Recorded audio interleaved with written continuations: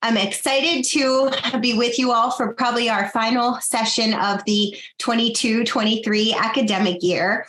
We've explored many topics over the past several months. I hope you have all found them to be beneficial, those of you who are repeat attendees, and welcome to all of our new attendees. And what we're going to focus today's discussion on is Daniel Coyle's book, The Culture Code. And I was so pleased to see it's such a beautiful tie into three of our main focus areas that we've spent a lot of time on throughout this last year, tying together safety, vulnerability, and purpose. So we kicked off the year in the fall during the week of purpose.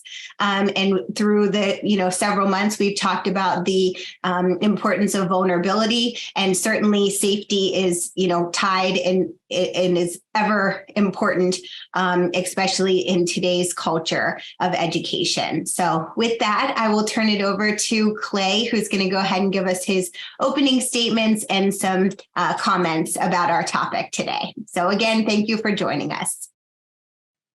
Well, thank you, Gina, and hello, Renee. Great to join you as a threesome. Both of you again, and Katie, thanks for all of your good work. Well, today we want to talk about Daniel Coyle's book, The Culture Code. And for me, this is one of the books that I feel like really advances the critical concepts of what great culture is. And I'm going to expand just for a second on what Gina said. But she captured really the three main messages of Daniel Coyle's book, and I'm going to enlarge that just a little bit. So as we look at great culture, it always, to me, is best started by a servant leader.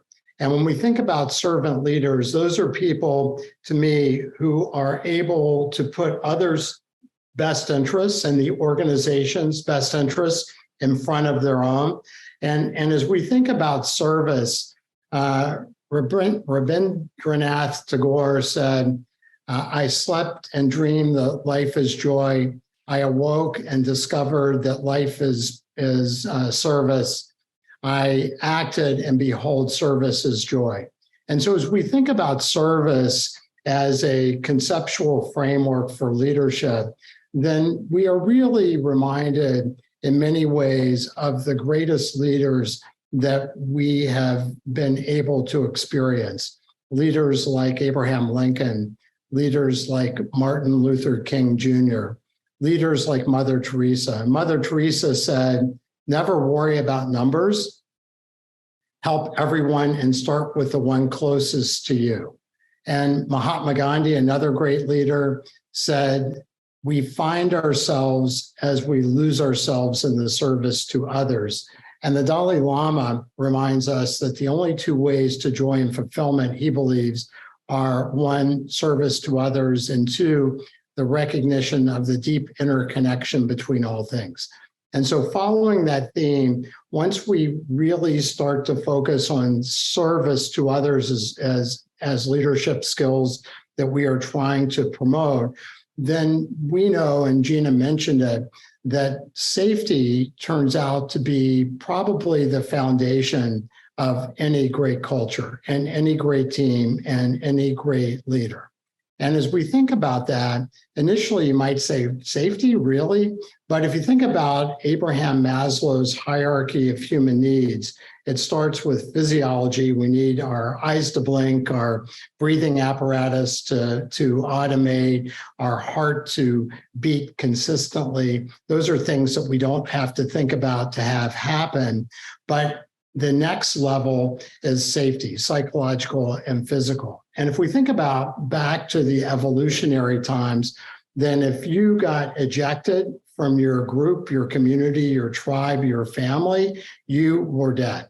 And so our nervous system has really been fine-tuned to be able to embrace the groups that we feel that we belong to, and that we act in a way so that we can feel safe in our environments and our group. Because going back to the evolutionary times, then if we lost connection to that group, or if we lost the acceptance by that group, then we were threatened with our survival. And that's really lasted. And there's a little area in our brain called the amygdala, which is really deep in our brain, is part of our very oldest survival part of our brain. And if we get threat signals, then we go into survival mode. And if we get belonging and love and safety signals, then we go into that thriving, more Zen mode.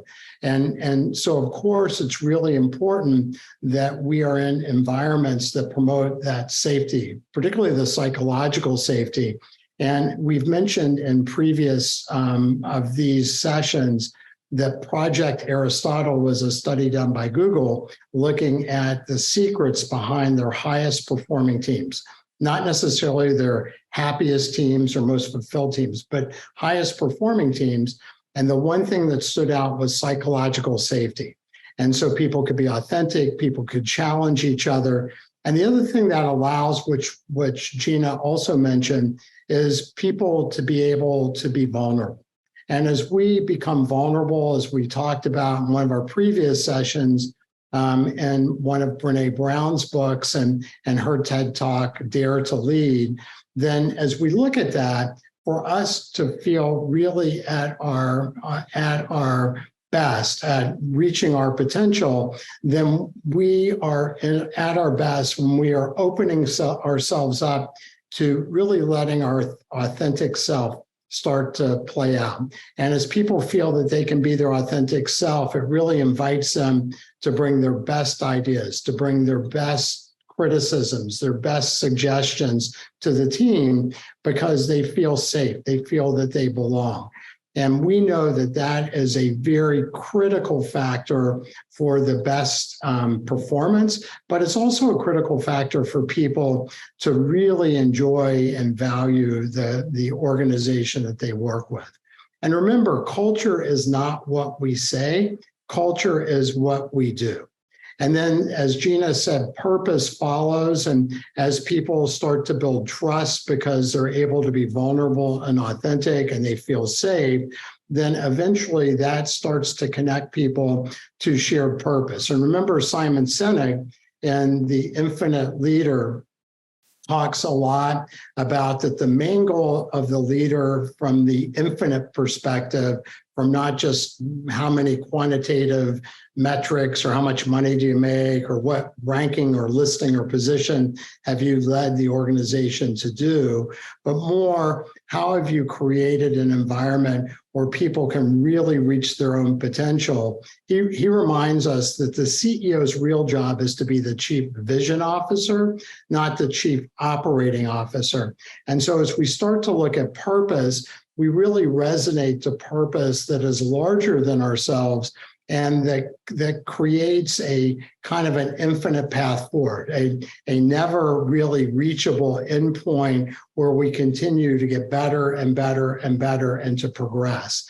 And whether that means we want the health of the state of West Virginia to get better, or we want everybody to feel included in our community, or we want to make an indent into the mental health challenge that we have in our country, all of those things are really infinite goals, and they really drive us. The purpose, remember, is our why, the reason why we do what we do.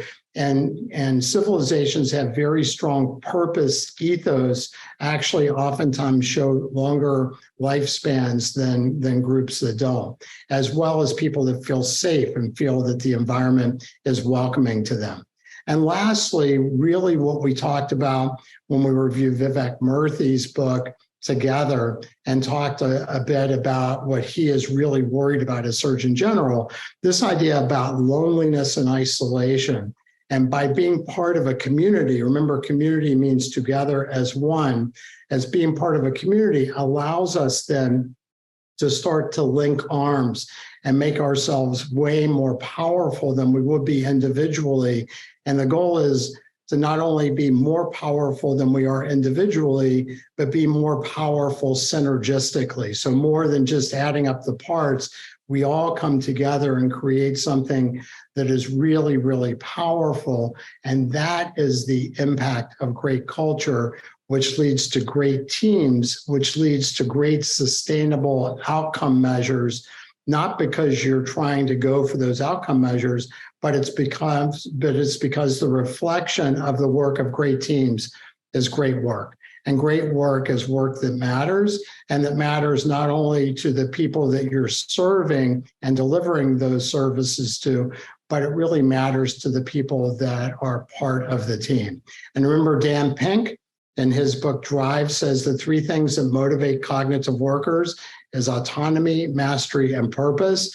If you pay people more to do their job better, they actually do their job worse in cognitive fields, because we are working because we care about what we're doing and we want to be as great at doing that as we can. And that is really, to me, the theme of today. So Jean, I'll hand it back to you. I appreciate that. Thank you. And I will then just pass it over to Renee so she can provide her insight and thoughts. And she always is great to add in some stories and relate this to some personal experiences. So Renee, I'll turn it over to you. Thank you. I am thinking about the epigraph for this book. And it says culture comes from the Latin word cultus, which means to care, right? And so that really just kind of set the tone for my whole reading of this book. And again, so many things that are coming together here. One of the things that I love that he says over and over in this book, we are safe and connected when we're in these high performing cultures. And I got to see this in action over at the WVU Medicine campus in Martinsburg, where our colleague Ryan McCarthy is working on a project called Healthcare is Human. And in this project, he is collecting both stories, orally told stories, and photographic stories of all of his colleagues out there. And they were going to meet with some people, and I went out there. They let me tag along. It was awesome. Best day of work ever. So we're going around, and he gets these wonderful stories. And the photographer he works with, her name is Molly Humphreys. She has this way of putting people at ease. She just starts talking with them. What would you be doing right now? Show me what you'd be doing. And then all of a sudden the camera's going, but they're not paying attention at all to the camera because of this safe environment. And the neat thing about being there with Molly and Ryan was people knew this project. It's been going on since 2020. And they're proud of this project. You could just feel it, like, oh yeah, I know about your project. And the only thing that I could think that would be akin to that would be civic pride. I kept thinking, it's like this is a little city and everybody has a civic pride around Healthcare is Human. I'm really excited to say we're going to be bringing that some to the Morgantown campus. So I'll put that little teaser out there. Stay tuned. But the thing that really stuck with me, I was reading this book at the time that I, got to go out there and hang out with Molly and Ryan. And it was that we are safe and connected that just permeated that whole project. So that was one of the things. Coyle tells us narratives create shared goals and values. And you could just see that at work. Another completely different, if I'll take that a little, all right, let's make a hard left turn here. I was thinking about an article I read a while ago about the actress Lucy Liu. And as it turns out, Lucy Liu also does artwork. She's less well known for this, but she was invited to Singapore to have an exhibit in a gallery with a Singaporean artist. And a lot of times these things can, you have a multi-artist thing that can be kind of competitive. It can be about who sells out, who doesn't. And this was nothing like that. And in fact, she talked about how they got so excited about connecting with each other and sharing process and just talking about the shared goals of art that it became not about the selling of the work, but the sharing of the artistic process. And I was like, that's it, right? Whether it's art, it's medicine, it's anything, that's really where the heart of things is. And I think really got to, what the book was about. I mean, he looks at groups as different as Navy SEALs and the people who make Pixar films, and found these kind of commonalities. And so that was really exciting to kind of see some of these things from, an art and culture perspective, both close to home and across the world. And you see it does replicate itself. So those are a couple there. I'll probably, as people have questions, those always spur more stories. But those were a couple that came to mind when I read the book. Perfect. Thanks so much, Renee. So I will start things off with questions, and we invite everyone that's participating. There should be a Q&A button on the bottom of your Zoom screen. If you would like to ask your questions via that button, that would be great. So we welcome you to start bringing those in, and I will start things off. So Clay, you mentioned the term psychological safety. A lot of the work that I've done this past year within interprofessional education, that is a kind of a key term, kind of a hot topic. Which I find to be interesting. And it's really hard to learn about just from reading. So I would love to hear you and Renee talk about the importance of psychological safety, both within, working together in a leadership role and with our employees or colleagues, and then also when it pertains to students. So I will let Clay go first, and then if Renee, you would like to comment as well. Thank you, Gina. And Renee, thank you for your lovely comments. I do also want to recognize you and your leadership for your work, and not only in narrative medicine, but also as leading our humanities efforts here at the Center for the University, but also for your influence with Ryan, because what he did during COVID is really quite beautiful. And I agree, we're really proud of him, but also really proud of you. So Gina, from a psychological safety standpoint, psychological safety to me is really just about having the feeling of love and acceptance for each member of the team. And Renee said, you're safe and connected in the book. It's really like Mother Teresa said. I can't remember which company Daniel Coyle was reviewing, but they were basically saying, if you're taking care of the people with you before you're taking care of the people that you're trying to serve, then you're doing things right. And that was true if you're with the SEALs, with Pixar. They went through a whole bunch of other industry sectors as well. And I think that when we come down to it, we either feel that we belong to a group and we feel like that we're accepted and we're valued and we're loved and we're safe, or we don't. And remember that because of the way that we have evolved evolutionarily, we have very hardwired mechanisms in our brain and our nervous system to either fight or flee. Because in the evolutionary times, we had to be very, very tuned in to things that could threaten our survival.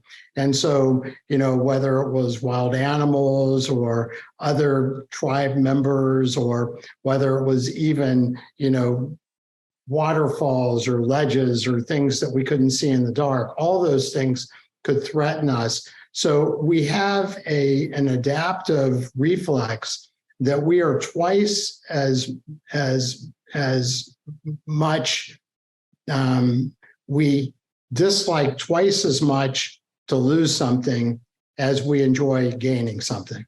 So we are geared toward the negative. And if you think about political advertisements or newscasts, it's all negative news, something catastrophic, and it makes people tune in because that's really leveraging our very ancient sort of adaptive reflexes. And because of that, the amygdala, which is a lizard brain part of our brain that responds to the signals that we are perceiving from the environment, And if we perceive threat signals, then we go into full-blown fight or flight oftentimes, which involves flooding our systems with different kind of hormones that make our heart go faster, make our blood pressure go up, give more blood flow to our muscles as we're ready to fight or to run. It reduces our trust reflex. It blocks our oxytocin response. That blocks our dopamine, our happiness, our fulfillment, our satisfaction response. And it also throws out a lot of cortisol into our bloodstream, which is a kind of a pro-diabetes hormone, pro-obesity hormone. So it does all these things to us that we've seen in people that feel threatened on stress surveys chronically. They suffer all of these problems. They suffer higher rates of obesity, higher rates of chronic disease, et cetera. And so that's probably all linked back to that response. If, on the other hand, we're getting signals that we're loved, we're cared about, we're safe, we belong, we're valued, we're valuable, then that same amygdala activates a whole different pathway where everything is heightened, our kind of our Zen pathway, where we feel good. We are not so worried about what's gonna cause us not to survive this, and whether that survival mechanism is being chased by a tiger in the wild, or whether it's not having enough likes on your last post, or whether it's standing up in front of an audience and giving a talk. All those things can stimulate these same pathways. So it's natural, and it makes sense to then understand that if I'm receiving all of the support sort of signals from my environment and being loved and being cared about and being valuable and valued, having a high degree of trust with the rest of the people in my environment, then I'm going to be able to let my guard down, to become vulnerable, and you're going to get the best out of me because I'm going to give you my real self. And most of us are blocking our real self because we're so busy protecting ourselves and looking for these signals about where the survival problems are going to come from. And we tend to do a lot of hypervigilance where we're, worried about the future, we're unhappy, guilty about the past, and we're not in this moment. And if we can just stay in the moment, which is what flow is about, which is what great performance is about, then we are able to perform at our best. And so I think that those environmental cues really invite people to be able to be at their best, bless you, and having the right leadership that can really promote that, but not just promote it because it gives you better outcomes, but promote it because that's the way you feel, that you really do feel that the organization and your team is like your family. It's like your community. And that is really where culture starts to play a really powerful role in driving results. But like everything else, and I'll stop after this, trust is gained over a long time and it can be lost in a minute. And remember, culture is not what we say, culture is what we do. So people know truly how you feel because we're really good at reading those things from each other. I love that. I especially like the comment about trust, about the length of time it takes to build it, but how easily it can be broken. So I think that's really an important take home from today. So Renee, do you have some comments to provide? Yeah, sure. This is a great conversation to be having right now because I am kind of at this convergence of working with a lot of wonderful partners at the Health Science Center. And one of those is Andrea Labus, who also does a lot of work in narrative medicine. And I think what I love so much about working with her, working with Ryan, getting these stories is that it does create that community, that sense of trust. And what I love about the practice of narrative medicine is it takes a lot of those things we learn in the humanities and those practices we do in the fine arts. And it really focuses in on doing the process together and then appreciating the work that we've done together, right? And it's that appreciation piece that I feel like is one of those building blocks of trust, when somebody writes something from a guided exercise and our only job is to appreciate what we've heard, that's just a lovely day at the office, right? But it also builds such a significant sense of self, sense of identity, and sense of trust. And that's one of the things I love about the practice, and love how it dovetails in medicine. We talk a lot about how patients are vulnerable in medicine, and certainly they are, but healthcare workers of all stripes, health professionals of all stripes are also vulnerable, right? That's part of the human condition. And to open up opportunities where that vulnerability sort of transmutes itself into a creative process, that's a very unique joy. And it's really fun to see how other people are able to tap into this, because everybody who does is going to bring something a little different to it. And that's the part that just makes me super excited. And that I think really can be part of this culture that Coyle talks about so much. Thanks so much, Renee. And I think Katie has the next question. I do. So as I was listening to you guys talk, and thank you so much for all of those little tidbits, I was thinking just in this post-COVID kind of realm where we're working so much with distance and remote campuses, and we're so connected, but we're so physically far away from our teams at some points.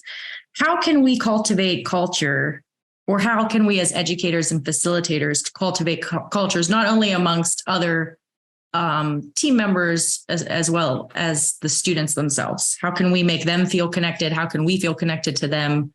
Do you guys have any suggestions about the virtual realm? I was just curious. Thank you. You want to go first on this one, Renee?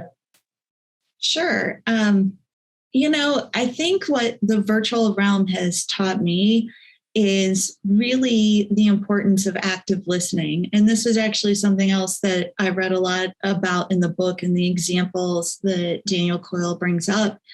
But it's easy to be distracted when somebody's in a two-dimensional box. It's a lot easier to pay deep attention when somebody's a 3D person in front of you. And so I think one of the most important things is to go back and understand that one of the essential ways to let somebody know that they matter is to listen, intently and deeply, and really take in what they're saying, and cutting out other distractions. It can be hard, but it can be also one of those things that even in a virtual realm, I think it really matters, and it also signals to others that they matter.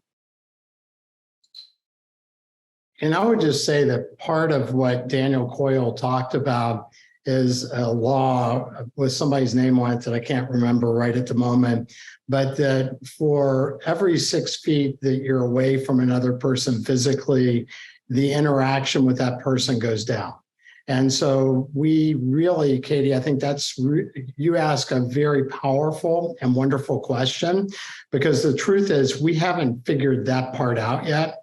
And I think culture, again, is what we do, not what we say. So part of the culture that I believe that we are very much committed to is to make sure that we are helping each person on our teams work in the way that is the best for them, so that not only it's the best for us, the organization, WVU Medicine, whatever, but it's really right for that person. And in our culture survey that we just did, the happiest respondents in the survey were people working virtually. The next happiest respondents in the survey were in people working hybrid.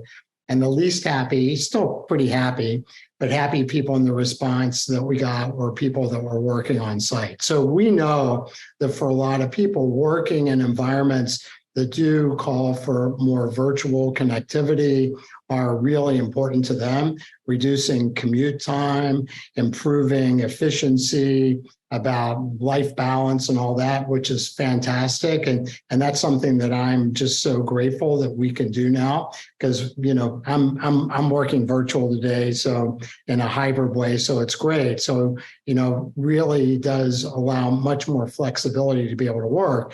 The challenge is, though, if you don't see each other in person, we are also driven to connect with each other personally, not only virtually. As Renee said, a 2D box versus a 3D box. And I do think that that's something that we really have to start to figure out, because the two parts of virtual work to me that are really an ongoing challenge, and there's plenty more, but one is the fact that because if you work virtually or in a hybrid mode, you're available 24/7 for work in your home. And that is a problem because, if you're physically in a workplace, when you leave the workplace, then you've sort of emotionally put down your stuff and ready for the next day. But if you're in a virtual environment, you're never leaving the workplace. You're transitioning, and sometimes those transitions can be very blurry, So I think that's a problem. And then the second thing is, I do think that in groups that have much on site and some virtual, the people virtually can very easily start not to feel as much a member of the team or the group. And if you have meetings or meetings in person where people come in virtually, you feel like you're observing from afar. It's not an optimal environment. So that's one of the reasons why we turn this talk into just virtual versus in person and virtual, because we didn't want people to feel like that they were, watching a movie or something. We wanted them to feel like that they were involved in the conversation. But I think that is a really important thing to do. And maybe for the next, semester, the next year, maybe that's something we can take on, because I think it's an important question. I don't have a great answer for it. Thank you. We appreciate that. We had an interesting response this year, even from the students, regarding the flexibility of the virtual setting, but the desire to continue to build those kind of in-person relationships. So we plan on trying some new things within the next academic year to hopefully try to continue to cultivate those relationships. So I appreciate those responses as well. So I am not seeing any questions coming in from our audience. So I would like to open it up for some final thoughts from Renee and Clay. So I'm not sure, Clay, Renee, do you want to go first this time, or we'll let Clay close things out? That sounds great. All right. Yeah, I think that when we think about cultures, it's easy to think about it from like a very sort of like, culture is something I study. Culture is like something out there, right? Instead of this thing I participate in, right? It's really easy to intellectualize culture. And what I really appreciated about this book is it kind of said, all right, you're part of cultures. We're going to unpack some cultures. They may be a lot like yours. And it really just reminded me, this spring break, I had deferred my 50th birthday present to myself. I went to Amsterdam and I saw the Vermeer exhibit at the Rijksmuseum. And this was it was billed as a once in a lifetime experience. And I think it was, but 28 of the 34 to 35 paintings attributed to him were there. And I was going very slowly, doing lots of just deep looking. And there was a French couple that was also there and also going slowly. And between their broken English and my terrible French, we were able to communicate. And for the hours that I was there at the exhibit, seeing, this master painter and a master of light, right, which really just spoke to me. I had this culture, this community, right? And so I just wanted to throw that out there. There might be smaller cultures everywhere that you look that this is at play. And so I guess I'm throwing out a little challenge to everybody to just look at those and to cultivate those, and don't think of culture as something at arm's length. Thanks, Renee. You always have such beautiful, really positive insight. So thank you. And Clay, I'll turn it over to you one final time. Yeah, thank you, Gina. Well, thanks everybody who tuned in today. Ultimately, our culture is really our most important element in our long-term success and short-term success.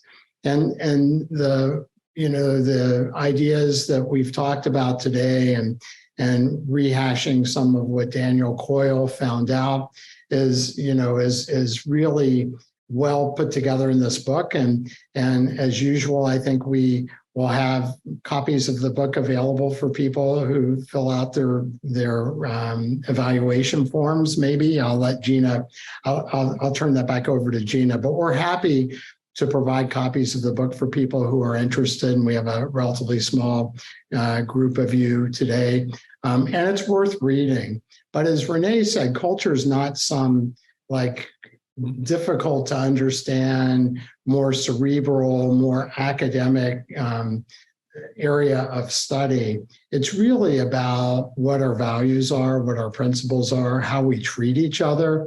And again, back to kindergarten, the golden rule and treat others the way that you would wish to be treated. I mean, those elements really permeate throughout the book as well. A couple of other things we didn't mention, which I think are important. So there was a lot of talk about how important it was as leaders that we show our own vulnerability and that we approach things asking a lot of questions and sort of rapid learning cycles. And they talked about a catastrophic failure of an airplane that was all of the steering equipment got destroyed by an explosion. And in simulation models, every time they ran this scenario in simulation models, everybody on the plane died. And they had the pilot and the co-pilot, but they ended up having somebody on the plane who was a flight simulator who trained pilots in these kind of disaster scenarios. And he was on the plane and volunteered to go up in the cockpit to help.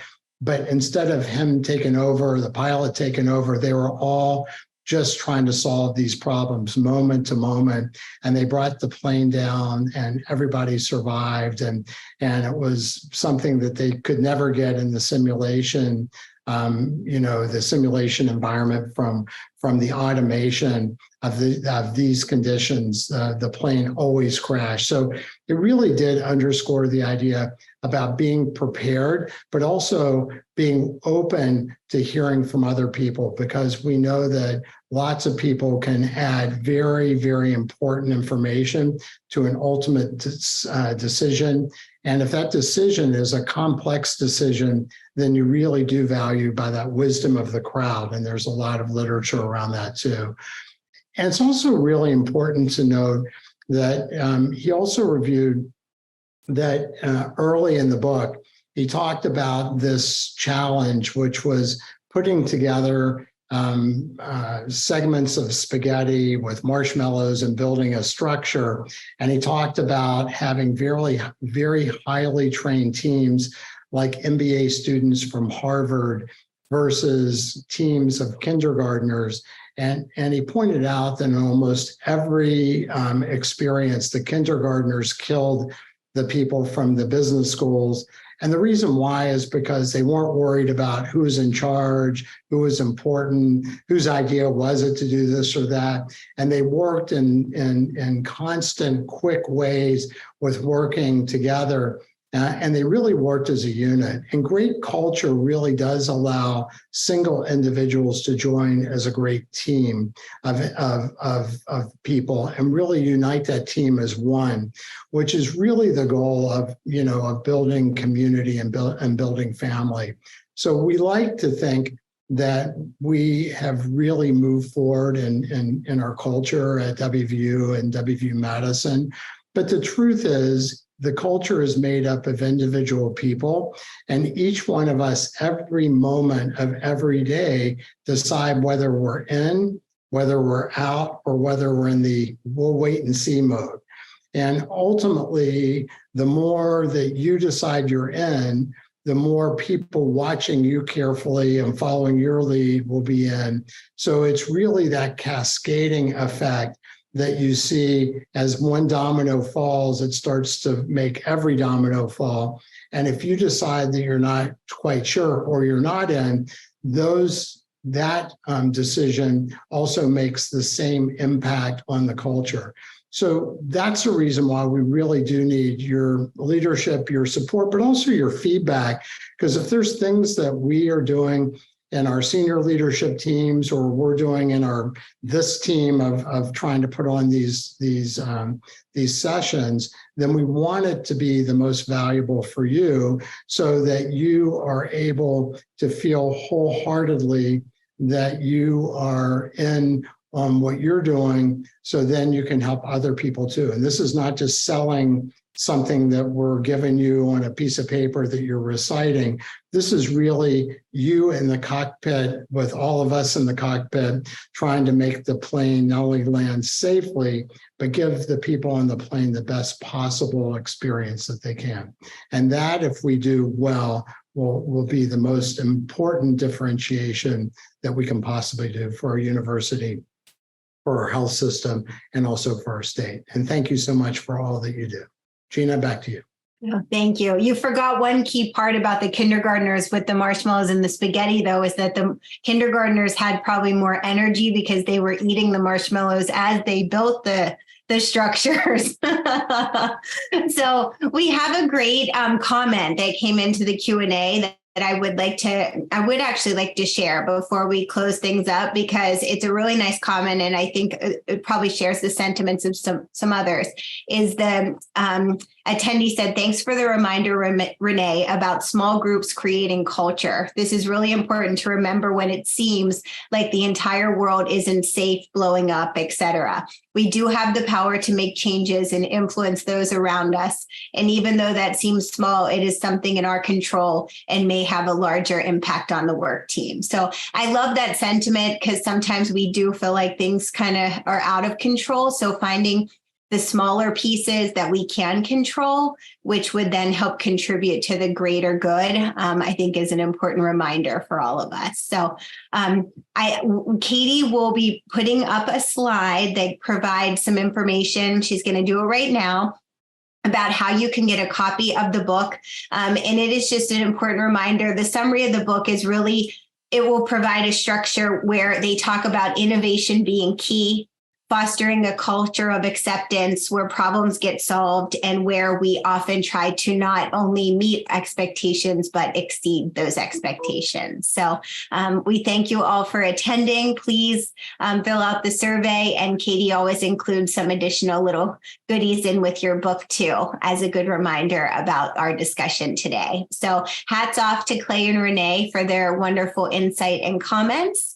And I look forward to being back in the fall with everyone. So enjoy your summer. Thanks, everyone.